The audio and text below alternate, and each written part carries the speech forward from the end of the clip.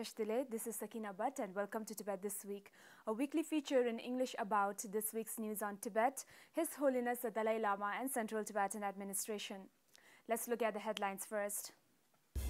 His Holiness the Dalai Lama begins 4-day teachings on entering into the middle way. His Holiness the Dalai Lama donates $50,000 towards Indonesia quake tsunami relief funds. Tibet's cause at the heart of the UK parliamentarians.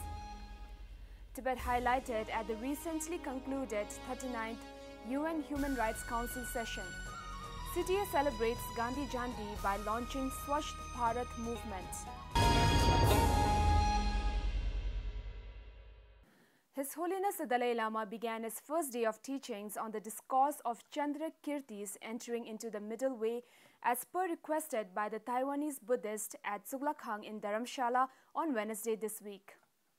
Speaking on the practice of concentration, His Holiness mentioned that there are desire REM and formless REM, of which the desire REM is considered to be more problematic, while the formless REM is regarded as more subtle and peaceful. Therefore, practitioners in ancient India encouraged meditation to develop those subtle REMs to achieve peaceful state of mind. Around 6,900 people from 67 countries attended the teachings. The teachings will continue for the next 3 days.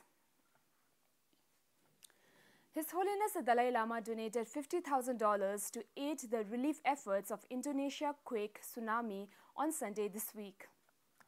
Offering his condolences in the letter to the President of the Republic of Indonesia, His Holiness said, "I wish to express my deep sadness at the tragic loss of life and devastation of property, as well as the hardship caused to so many people due to the major earthquake and tsunami that killed many people and injured even more on the island of Sulawesi." A 7.5 magnitude earthquake hit the Indonesian island of Sulawesi, triggering a massive tsunami on Friday last week, resulting to a death toll of over 800 as recorded on Sunday this week.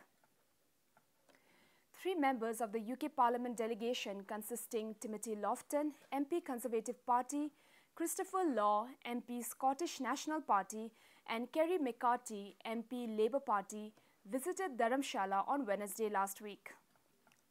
At the interactive session organized by the Central Tibetan Administration, CTA President Dr. Lobsang Singye expressed his gratitude to the enormous support rendered by the parliamentarians. The Chinese government is, no matter how much they try to silence the voices of Tibetans inside Tibet, there will be people outside who are pro-justice, pro-freedom, pro-democracy, pro-human rights, and pro-environment, who will always speak up for Tibetan people. There are many things in the United Kingdom which divide us at the moment, particularly Brexit. That's enough about Brexit. But there is one thing that absolutely unites us, and that is our support for the people of Tibet, for the struggle of Tibet, and for the cause of the Tibetan people. The Dalai Lama, does he hope to return one day to the last? And he said, yes, I'm really excited about the opportunity. And I really hope that opportunity comes soon. Because although it's been decades now since exile, people all over the world support you. We're only 2 parliamentarians here from the UK. But it doesn't matter where you go. The Dalai Lama is known worldwide. Earlier that day, the parliamentarians also had an audience with His Holiness the Dalai Lama. The deteriorating human rights situation in Tibet under the control of Chinese government was yet again brought to the attention by the UN member states at the 39th UN Human Rights Council session that concluded on Friday last week. Highlighting China's gross violation of human rights, several member states including EU, Germany, UK, Canada, Finland and France called upon China to release all human rights defenders, including Tashi Wangchuk, a Tibetan language rights advocate. Germany expressed its deep concern over the deteriorating human rights situation in China. Similarly, the European Union expressed its concern over expansion of political re-education camps and called upon China to release all detained human rights defenders. The United Kingdom also called upon China to release those detained for peacefully exercising their rights. The Central Tibetan Administration celebrated the occasion of Gandhi Jayanti at the Kasha Secretariat, marking the 149th birth anniversary of Mahatma Gandhi on Tuesday this week.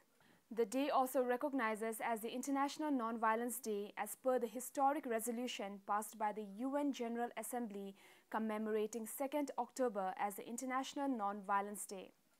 Addressing the media, the President recalled the non-violence resistance movement promoted by Gandhi in his freedom struggle and re-established CTA's commitment to further the same ideology in Tibet's freedom struggle under the guidance and vision of His Holiness the Dalai Lama.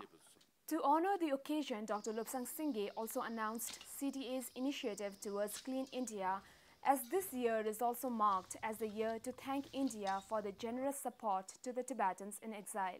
Thousands of Tibetans across India took part in the Swachh Bharat Abhiyan, an initiative launched by the Prime Minister Narendra Modi.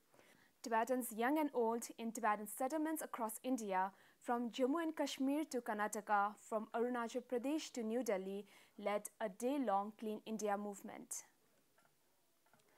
So much for this week. See you next time and have a great weekend.